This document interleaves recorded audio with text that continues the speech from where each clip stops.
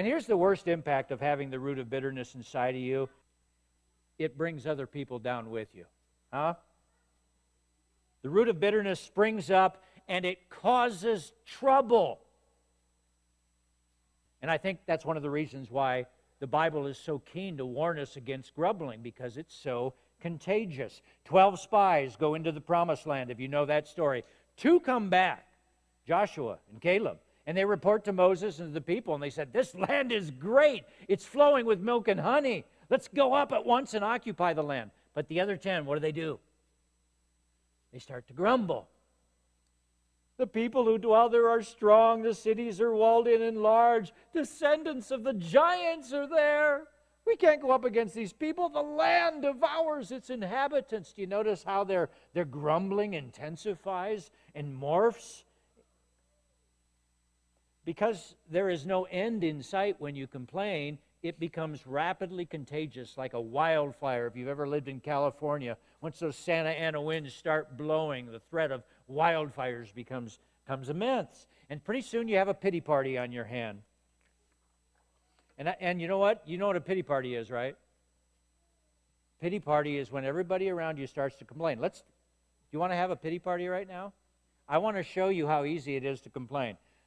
I'm going to give you 60 seconds to have, and I want us to have a pity party. I want you to shout out things that we can complain about right now. I'm going to give you 60 seconds. Pity party, begin. Give me some things to complain about. Coronavirus. I'm hungry. Tired. My car. Jobs. Taxes. Oh, yeah, I got to start getting ready for that. Oh, no. Mask. Why do I have to wear the masks? Oh, you guys are getting good. It's steamrolling. I don't know what you're doing at home, but man, this place is collapsing in a hurry. It's falling apart. Anything else? Parents? Did I hear somebody say parents? What's that, hon? Being socially distant. Why can't we hug and be close? Oh. Do you see how easy that was? We slipped into that with no work at all. And they're still calling it out. I think I've just lost the room. Coldness. Amen. Amen. Now, when you start complaining, sometimes you say to yourself, well, that feels better now. But does it really feel better?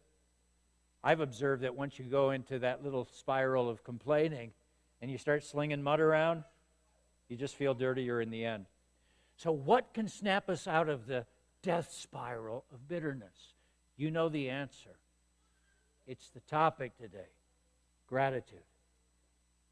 Being thankful. Let's go to that next slide. I want you to see this verse again. See to it that no one fails to obtain the grace of God. You see that?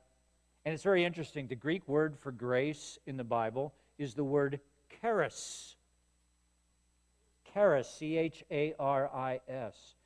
And the primary Greek word for thankfulness in the Bible is Eucharist, Eucharistia. Charis is in the word. Do you notice that? The word grace is embedded in the word for thanksgiving. And I think what that is showing us is that when you choose to live thankfully, and this is where the discipline kicks in, it doesn't choose you, you choose it. You say, I'm going to be thankful. Grace comes. And it anoints you like a warm spring rain. It comes and softens your heart. It opens your eyes. You can see things that weren't there a moment ago. It puts a little more joy into your step. Thanksgiving is a radical declaration that I make to inhabit and bathe in, to dive in the pool of God's amazing grace. Elie Wiesel, a survivor of the Holocaust, he went on to become a very well-known teacher and writer, and he said this about thankfulness. He said right after the war, and he was a prisoner in World War II and suffered atrocities that no one in this room or nobody watching can even imagine right now. He said this right after the war, I went around telling people, thank you for living, thank you for being human. And to this day, the words that come most frequently from my lips are, thank you. When a person doesn't have gratitude, something is missing in his or her humanity. For me, every hour is grace.